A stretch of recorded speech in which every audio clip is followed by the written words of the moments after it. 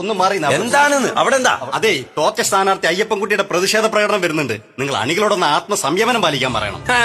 എന്നാ പിന്നെ അന്ന് കണ്ടിട്ട് തന്നെ ബാക്കി കാര്യം. ഇങ്ങോട്ട് മാറിക്ക്. അന്നെ മാത്രം എനിക്കൊരു പേടിയുള്ളൂ. പറഞ്ഞു നിൽക്കാൻ സമയമില്ല. നിങ്ങൾ ഒന്ന് മാറി നിന്ന് അങ്ങോട്ട് മാറി നിൽക്കുക. അവര് വരട്ടെ. മാറിക്ക്. അങ്ങനെയൊക്കെ പറയാൻ പറ്റുമോ? അങ്ങനെയൊക്കെ പറയാൻ പറ്റുമോ? നമ്മള് നാളെയും കാണണ്ടേ?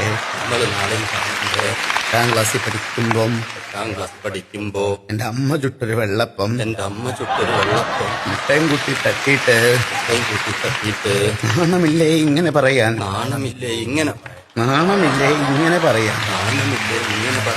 നമ്മൾ നാളെയും കാണണ്ടേ? ഇങ്ങനെയൊന്നും പറയരുത്. ഉള്ളിൽ സങ്കടം ഉണ്ട് കേട്ടോ. ഇങ്ങനെയൊന്നും പറയരുത്. പ്രതിഷേധ പ്രകടനം സിന്ദാബാദ്.